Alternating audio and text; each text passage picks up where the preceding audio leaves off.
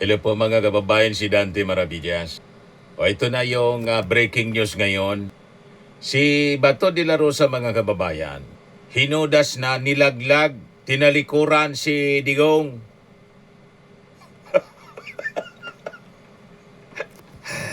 Totoo niya Mr. Maravillas. In-interview po ni Jessica Soho, inamin, nilaglag mga kababayan ni Bato de la Rosa yung kanyang amo na naging dahilan kung bakit siya naging chief PNP at naging siyang senador.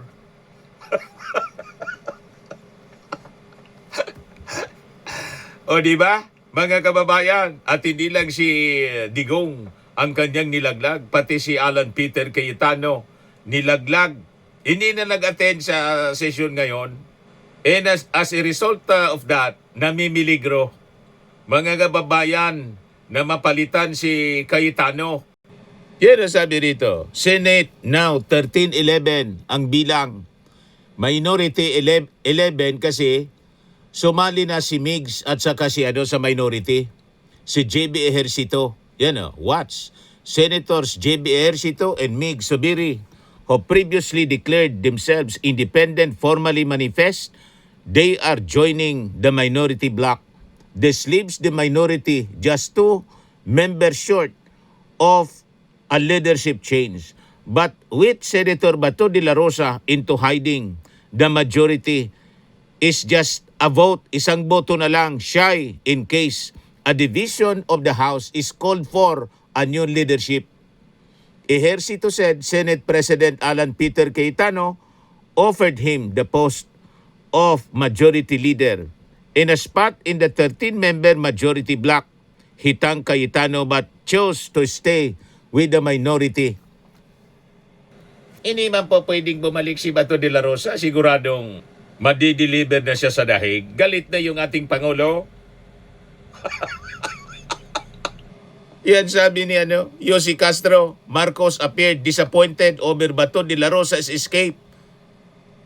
Tapos, mga kababayan, sabi dito, sa huling pangyayari patungkol doon sa di umano, pagtakas at pagkawala, kahit na may protective custody ang Senado, nakakadismaya naman talaga, sabi ng press officer. Marcos disappointed over the developments in the Senate, including Senator Bato de la Rosa being able to escape despite the chamber's protective custody. Tapos, mga kababayan, so hindi na ito magpapakita si Bato. At malamang yung nasa Senate majority ngayon, may isa o dalawa, baka sobra pang bumaliktad.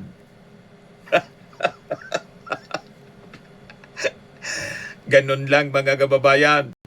O ngayon, balikan natin yung sabi natin mga kababayan na si Bato, nilaglag na pati si Digong, hinudas na niya.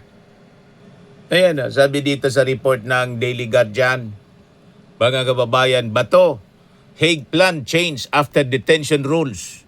Nagbago na ng isip si Bato de la Rosa. Ayaw na niya. Nasamahan si Digong. Dati, di ba? Gusto niya nasamahan, willing siyang samahan. Pero may palusot na naman po si si Bato. Sa interview ni Jessica Soho para lang ma-justify yung kanyang paglaglag kay Digong, paghudas. Sabi niya, willing din siya para malagaan niya yung matanda. Pero ngayon nagbago. Ayan talagang pang sarili lang, mga kababayan. Napakasinungaling ni Bato.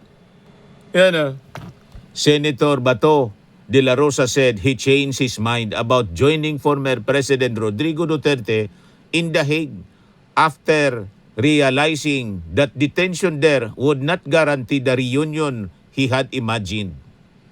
In an interview with Jessica Soho, de la Rosa said he initially wanted to be with Duterte, who is facing proceedings before the International Criminal Court.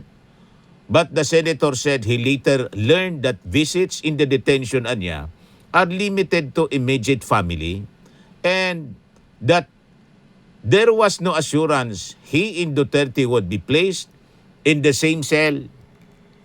Palusot ka pa. Pwede ka man magpetisyon sa pamamagitan ng inyo pong abogado na paminsan-minsan masilip mo si Digong at matulungan sa paglinis ng puwit at sa kanang kuko. Pwede mong gawin yon. Kasi parehas kayo detainee. Diba? Request ka, magpetition ka doon sa ICC judges. Siguro naman po, for humanitarian consideration, you will be allowed as a detainee. Just like the former president na mahal mo, palusot ka para ma-justify yung pagtago mo. Tama mga kababayan? Di niya justify niya na hindi sumuko. Yan ang sabi rito. Nagbago ang aking posisyon dahil noong nandun si President Digong at binibisita ng mga taga Davao ay hindi pala pwedeng makabisita basta-basta doon kundi yung immediate family lang, sabi ni De La Rosa. Kung mahal na mahal mo talaga si Amy Marcos nga, pumunta doon. Kahit hindi niya nasilip, at least moral support. Di ba? Si Robin Padilla, pabalik-balik doon. Hindi man niya nasilip, moral support sa mga supporters. Pero kayo, talagang ayaw ninyo. Ni minsan hindi kayo bumisita doon. Nung wala pa po kayong warrant of arrest. Ito na yung pagkakataon ninyo kasi may warrant of arrest kayo para maipakita po ninyo ang totoong pagmamahal. Kaya lang, wala man pala. Hindi man totoo yung mga sinasabi ninyong mahal na mahal ninyo si Digong at kaya ninyong ibuwis ang buhay para sa kanya. Puro man lang pala kwento. At ngayon, mga kababayan, nilaglag pa ni Bato na talagang yung purpose kung bakit mga kababayan sa lumitaw para lang agawin yung presidency kay Tito Soto.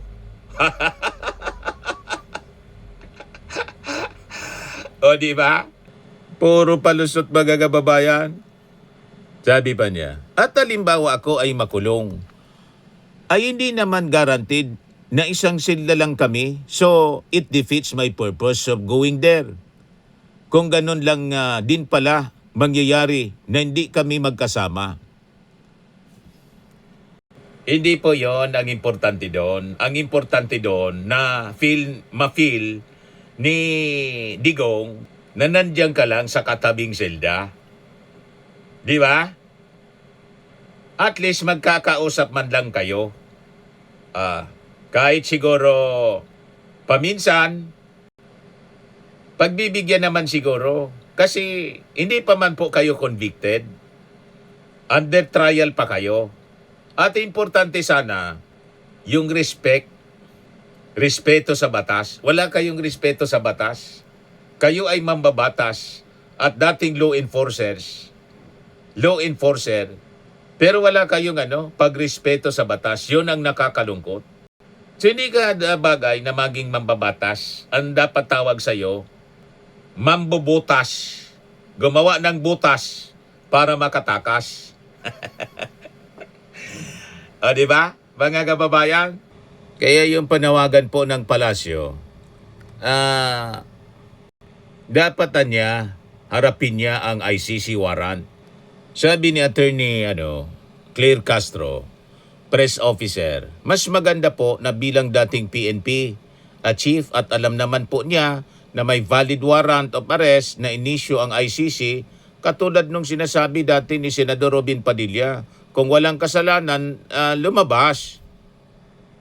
Ito si Yossi Castro sa mga katanungan ng mga Palace reporters sa iba-ibang issue mga kababayan kasama yung panawagan na palitan na si John Vic as DILG Secretary. Good morning, Undersecretary. How does the palace respond to growing calls to replace Interior Secretary John Vic Remulla? Wala pa pong anumang makukomento sa panawagang yan.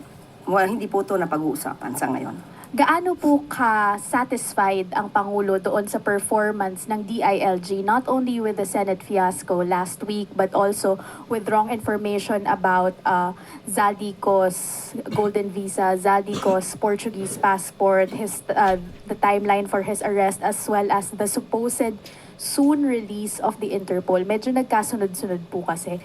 Ano po yung pinapataw ng Pangulo? How does the President hold the Interior Department accountable for these gaffes? Sa ngayon, ang huling pagkita ko po na sila'y nagkausap sa aking huling, kumbaga ako'y witness, yung huling pagpupulong bago tayo nagkaroon ng briefing nung Huwebes. Wala po sa akin, personal po, ay wala naman po akong nakitaan na natanggal ang tiwala ng Pangulo kay Secretary John Vic Remulla. Ma'am, last for my... Sa ngayon. Ma'am, last for my end. So, ibig po ba sabihin, walang katotohanan yung mga umiikot na balita na maaaring si dating Senator Antonio Trillanes o kaya naman po ay si dating Interior Secretary Benhur Abalos yung pumalit kay John Vic Remulla sa DILG? Wala pa pong ganong ibinibigay sa ating mga impormasyon. Sunod na tanong mula kay Ivy Reyes, Bilyonaryo. Hi, Yusa. Good morning. On serving Senator Bato his warrant, Attorney Nery Colmenares said the government can find Senator De La Rosa with all its intelligence fund. Kung gugustuhin daw po ng gobyerno, mahahanap naman po talaga si Senator Bato. Since the senator has now escaped twice, how is the administration utilizing its resources to hold the senator to account? So sinasabi po pa talaga natin na siya'y tumakas. Sa unang pagkakataon, nung nabanggit po ni Ombudsman Remulla na may warrant of arrest, ito naman po ay hindi pa nasa sa publiko. So, hindi naman natin masasabing siya'y tumakas, kundi siya'y nagtatago lamang para siguro hindi siya maabot ng kamay ng batas. Sa pangalawang pagkakataon, maaari nating sabihin na siya talaga ay tumalilis dahil nabanggit na may warrant of arrest na inisyo ang ICC. Nakita naman po niyo kung paano magtrabaho ang ehekutibo. At siguro ang dapat lang mangyari dito ay wag natin pabayaan ang may mga masamang balak na paligtasin ang dapat na managot. And ma'am, the OSG also gave a strong worded comment that a sitting senator running away from the very courts that he's seeking relief from should be denied of his pleas. We understand Malacanang leaves all opinions to the courts, but doesn't the palace see a need for a stronger stance, especially now that this has reached international traction? Kita-kita po natin kung ano mismo ang binanggit ng OSG. Nabanggit na sa ngayon ay tinuturing na isang pugante itong si Senator Bato de la Rosa. So, napakalaking mensahe po ito nang ibig sabihin tayo pong lahat ay dapat naging mapanuri kung ano dapat ang ipatupad na batas at kung sino ba dapat din ang makita natin na nagtotolerate sa paggawa ng hindi maganda, paggawa ng labag sa batas.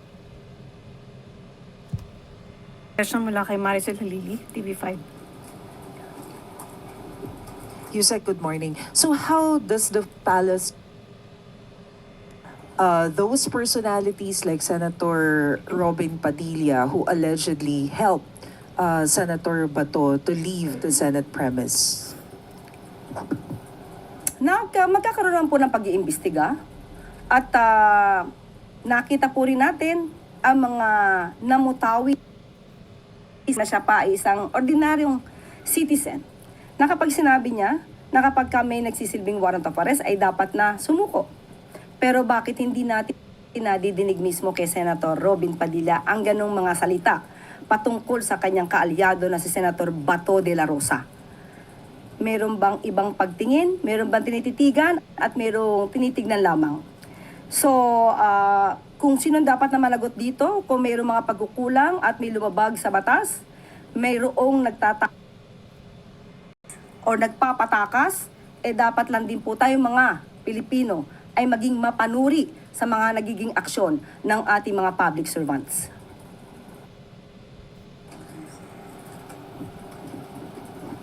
Good morning po, ma'am. GMA.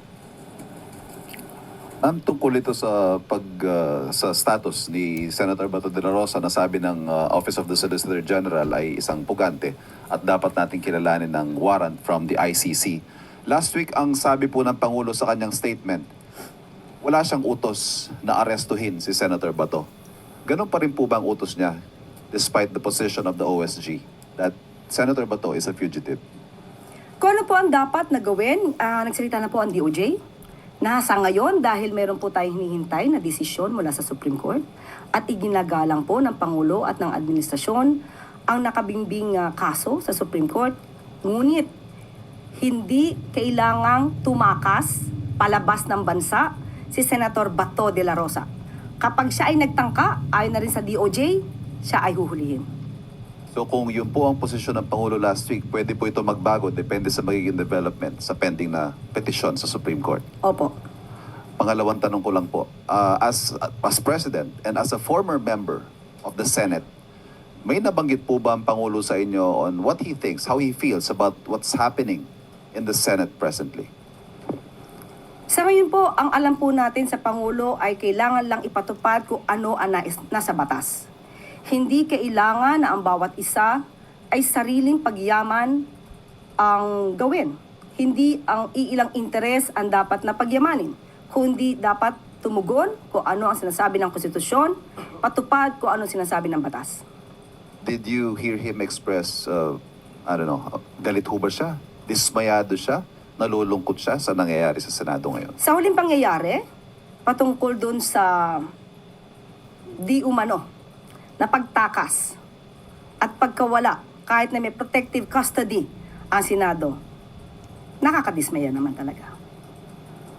Sinabi po yun ng Pangulo that he is disappointed with how Nung things are nagkaroon turning out. nung nagkaroon po ng meeting, inalam niya kung anong pangyayari at makikita mo sa itsura ng Pangulo at kung paano siya magtanong sa mga cabinet secretaries, nandun po yung disappointment. Hindi sa cabinet secretaries, kundi sa pangyayari sa Senado. Follow-up question mula kay Katrina Domingo, ABS-CBN. Ma'am, yung tanong ng marami ngayon, I would like to direct to the President, kung hindi ka pagalit, bakit? Kung hindi ka pagalit, bakit? Yes, with the performance of the arrest, because this is not the first time that the Philippines tried to serve an arrest warrant from the ICC. The public has been comparing the performance of former PNP Chief Torre compared to the failure of the NBI to serve the arrest warrant against De La Rosa. Bakit po hindi na-hold accountable kung sino mang ahensya yun pong nagkulang para maipatupad yung pagsaserve ng arrest warrant? I-correct po natin to ha. There was no failure on the part of the NBI agents. Hinarang sila. But was it right for the NBI to succumb to the authority of the Senate na ilagay under, na ipahinto o ipahalt o isuspend yung pagsaserve ng arrest warrant while he is under protective custody? The question is, was the Senate correct in interfering with the service of the warrant of arrest? But was it right for the NBI to actually adhere to that demand of the Senate kung wala naman pong legal basis according to some analysts? Dito makikita nyo kung sino ang may respeto sa isang institusyon at sino ang hindi rumispeto sa batas. Sunod na tanong mula kay Hannah Sancho, DZAR. Senate po, with all yung tawag ni Senator Aimee, Senate siege. Do we may reaction po ba yung Pangulo given na naging senador siya? Kung mako-consider niya ba na desecration ng institution yung nangyari po? Senate siege. Was it under attack? It was not. The Senate was not under attack. You can see that from the news, not only from the statements of the NBI and PNP, it was only the statement made by Senator Alan Cayetano. So as far as we are concerned, as far as the government is concerned, Senate was never under attack. And this is also the position of the President po. Of course. And another question po, kasi nagkaroon po ng change in leadership and I don't know kung makakaroon pa ulit today.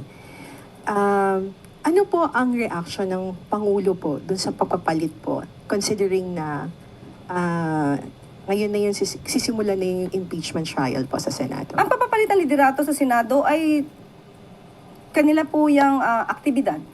So wala naman pong kinalaman ng Pangulo kung magpapalit sila ng liderato o hindi. So sa kanila po yan. Nasa Senado po yan. Sunod na tanong mula kay Ace Romero, Philippine Star. The President's thoughts on the Ombudsman's decision to suspend the Senate Sergeant at Arms over what happened to the Senate recently. Ang Ombudsman po ay isang independent body. So trabaho po yan ng Ombudsman. But sang-ayon ba kayo or ano ang thoughts nyo about this given that you've been saying dapat accountable yung dapat managot? Sang-ayon man o hindi sang-ayon ang administrasyon, sinabi po natin, ang ombudsman po ay isang independent body. So kung ano po ang kanilang magiging desisyon, yan po ay hindi panghihimasukan ng Pangulo. Salamat po. Sunod na tanong mula kay Raquel Bayan, Radyo Pilipinas. Yusek, para hindi na lang po maulit yung komosyon ng nangyari sa Senado at para hindi na rin po maulit yung long hours ng pag-aantay ng dating inuhuli po si dating Pangulong Rodrigo Duterte at para hindi na rin po masyadong magamit yung resources ng gobyerno would the Malacanang call kay Senator Bato de la Rosa na isuko na lang po yung sarili niya. Mas maganda po na bilang dating PNP chief at alam naman po niya na may valid warrant of arrest na inisyong ICC at katulad ng sinasabi dati ni Senator Robin Padilla, kung walang kasalanan, lumabas. Malacanang na magiging credible po yung Senate na tumayo bilang impeachment court kasi po may mga senators po tayo na may mga kaso sa Ombudsman and ICC and other. Hindi natin mabibigyan ng anumang paghuhusga sa ngayon. Ang mga magiging senator judges, nasa kanila po yan. Tandaan lamang po nila na sila ay halal ng bayan. Nung sila ay nangangampanya, nangako sila na sila ay magsisilbi para sa taong bayan, hindi para sa iisang tao lamang. At yun nga lamang po, huwag sila magsilbi, katulad na sinabi natin, na maging daan para sa pagtakas ng dapat na managot. Follow-up question mula kay Ivy Reyes, Bilyonaryo. Isang follow-up lang po din sa statement niya that the Senate was never under attack. So, can we get a categorical answer if the palace shares this the sentiment of the NBI that it was staged? I cannot say anything about that. I cannot make a judgment if it is staged, orchestrated, planned. But you can assess that from the reports also made by some journalists, some reporters. So kayo na po mag-assess. Okay, wala nang tanong mula sa Malacanang Press Corps. Malinaw, magaling si Yussi Castro. Mabuhay ka, Yussi Castro. O, di ba, mga kababayan? Nakakalata tayo. Baka may malaking balasahan na mangyari. Anyway, mga kababayan, yan na muna. Ako po si Dante Maravillas. Bye-bye po. God bless.